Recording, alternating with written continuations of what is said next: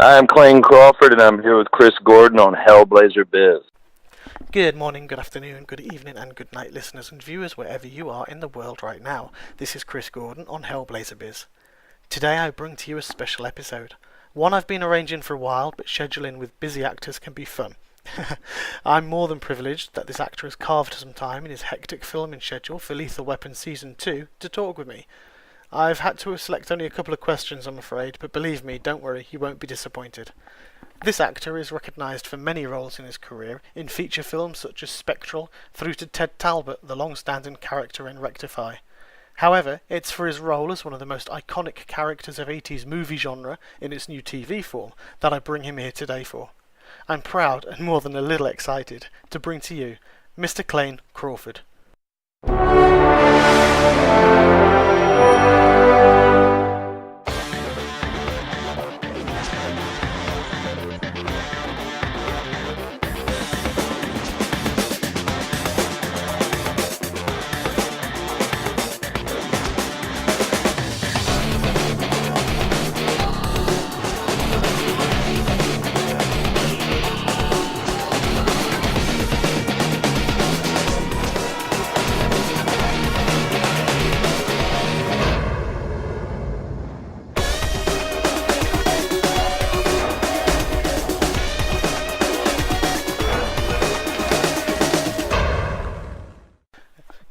Okay, so everybody, I am so privileged and excited to be talking to Clayne Crawford today. Hey Clayne, again.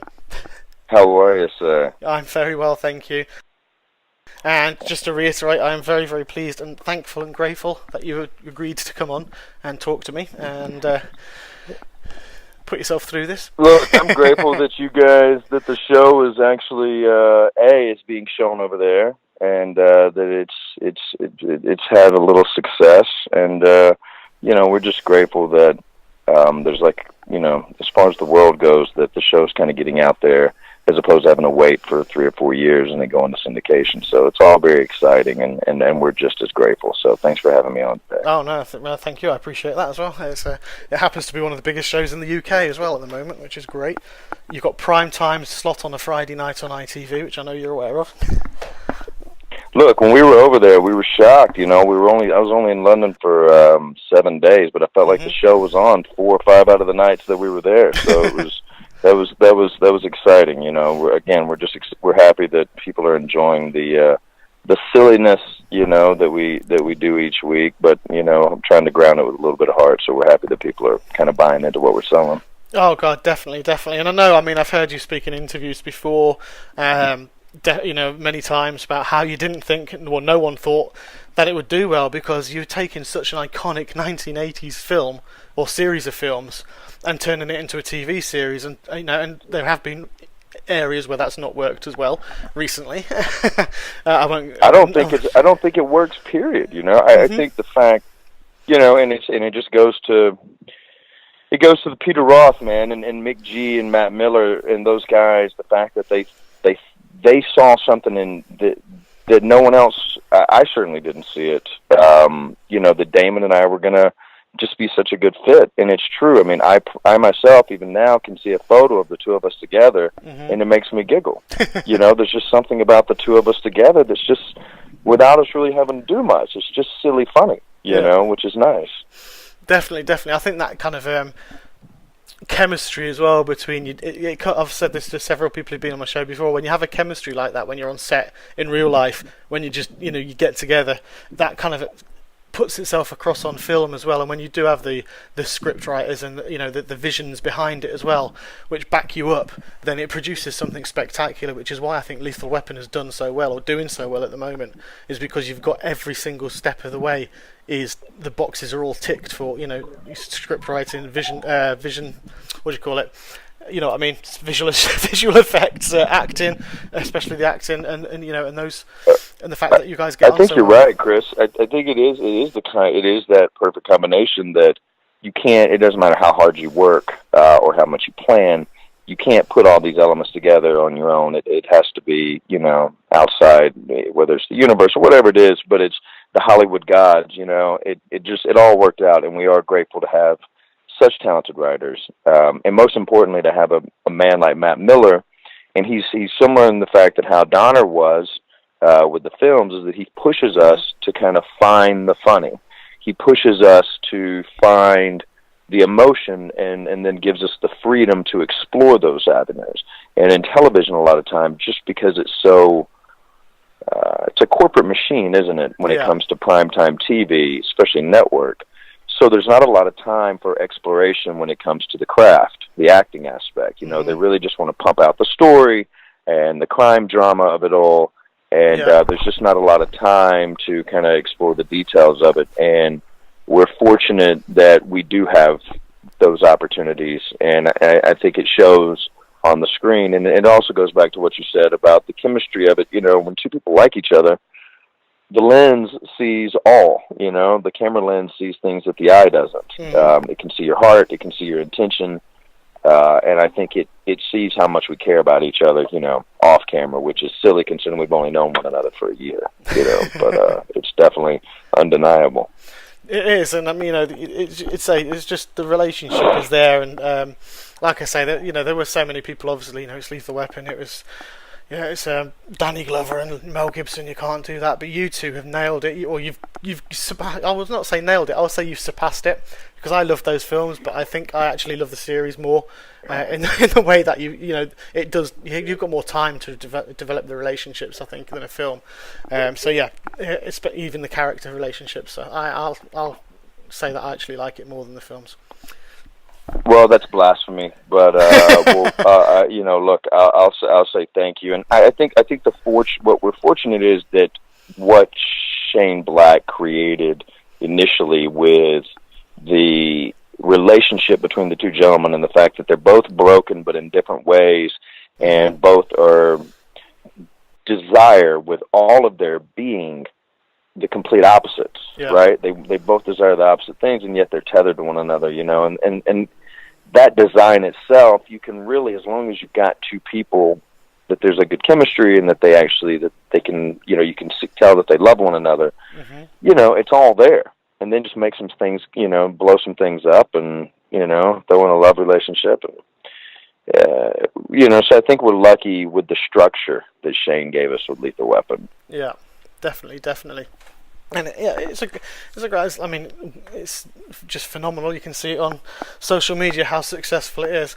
Well, I've got a question here, which I want to take you back a bit from Lethal Weapon, because it's I'm a friend, an acquaintance friend of JD Evermore, who you've worked extensively with on Rectify. How did you find? I mean, that's another big show. Is that, you know, that's another huge show in itself. It only finished sadly last year. I'm still catching up on it. But how did you find working on that show? Because obviously it's complete Ted Talbot, totally different in every way to Riggs. Yeah, you know, I felt very fortunate to be a part of Rectify. You know, you talk about not having the time to explore characters, and not having the time to kind of massage the nuances of a performance. You know, with Network, well, it was the complete opposite with Lethal, was working with Sundance and doing Rectify. You know, it was all about the performance. Yeah. And we would spend 10 hours on a scene if that's what it required to get it right. Wow. And having a guy like Ray McKinnon, who is such a perfectionist, but who is such a wonderful artist himself when it comes to acting. Yeah. He's such a special actor. So to have that kind of guy at the monitor, and essentially your barometer at the monitor, who's kind of pushing you into the right directions, and forcing you to challenge yourself creatively. So, you know, JD and I we were fortunate to have such an unusual dynamic on that show, and yet I feel like Teddy and JD probably spoke the most plain to one another than they did with anyone else in this series. You know, I think the show was really kind of designed to where it was what humans don't say to one another. You know, we're all communicating in this world, but rarely do we say what we really feel. It's all underneath, and Ray really wanted to explore that. But what was interesting with JD and I, or Teddy and Sheriff Daggett, was that they were quite candid with one another, and it was almost like they knew too much and it was this unusual relationship that they had. But from an acting standpoint, it was the most rewarding job I've ever had. Excellent. It is the series itself. It is the drama, like you say. It's a show to develop characters, and that's what happened, and that's why it's got the success it has, because I think it just drew everybody in, like it's drawing me in. Like I said, I'm still quite in season 1 myself, sadly. So I've got a long way to go. And it just gets exciting. You know, I think there's something to be said about not designing a show where there's specific characters, you know, in the sense of there's the good guy and the bad guy, the black hat and the white hat. You know, we all tend to wear different hats at different times, depending on the circumstances and depending on the individuals that we're encountering. So Ray, again, was so good at exploring those worlds, and it made it a lot of fun, you know, for an actor. Brilliant. Yeah. All right, thank you for that answer. Like I said to you before, I've had about 60 questions sent in for you.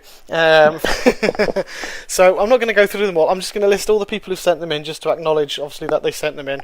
And then I've got 2 questions I've selected, and if we've got time, I can get a few more in as well. So I'd just like to acknowledge, bear with me for this, Clayne, Lisa Rigsby, Jack County New Edition, Derek Martinez, Susanna, who is at Lily World, Ellen Day Congleton, Mark Lenotte, William Woolard, Cheryl Frederick, Kerry Scott, Perry Meta, Emma Duran, Tamara Arnold, Laura Saxon, Rodeo, Simon Barry Brisbar, Megan Connoy, Julie Eaton, Rennie Campoli, at Starlight 490, at Wanda Dean, Suzette, who is Lethal Weapon NL, and Sarah at Baytown Custard for your questions. So yeah, those guys have all sent questions in, and obviously I've had to select some, so unfortunately, yeah, maybe another time we can get those ones done. So I've got a couple I've actually selected for you. These, I think you'll recognise these 2 names. I've selected these because of their efforts in the fandom and getting it together. So the first question is from Stella, who is Clayne Crawford, Italia. Beautiful. And she would like to know, where do you see Riggs at the end of the series, in the very last scene of the very last episode of the whole thing, and how would you like it to end for him? That's a good question. I would like for it to end with him. I would like for him to have peace, and I only think that comes in death. So I think ideally, I would like for Riggs to have the opportunity to go home, you know, to go be with Miranda and his unborn child. You know, to me that kind of seems like a very fitting ending. But you know, it's tough to say because I don't know. We're exploring aspects of Riggs that we never were able to in the films. Yeah. You know, we have so much time now. Those guys had, you know, 8 hours in 4 installments. You know, we exceeded that last season in double. So we're going to learn what makes Riggs tick. We're going to find out more about his family life and what happened to him when he was serving in the military. You know, throughout the next couple of seasons, if we're fortunate enough to continue the story. And I guess it's still kind of unknown. You know, I'm still exploring this character and the fact that we're kind of creating it as we go, it's going to send me in a different trajectory, you know? So it's difficult to say, but I think if I could answer now, it would be that, you know, it ends with peace, because I think Riggs is quite tortured, and I don't think there's anything on this planet that's going to ease that pain. I think the one human being that could provide that is gone. Yeah, that's a great answer. Thank you. You can, yeah. It's obviously been in the very last episode as well, because you don't want to end up killing yourself off and writing yourself out the series. Yeah, and I don't think he wants to be. I don't think he would ever do it. You know, I just don't think Riggs had. So definitely it would have to be, you know, hopefully saving someone or making the, you know, giving something back, because I think that's Riggs' main motivation, is to give more than he takes from this world. Definitely. Excellent. Thank you. The second question is from Tonya, who is Lethal Weapon HQ. Yes. She said, if you had a chance to swap the roles for the day, who would it be and why? If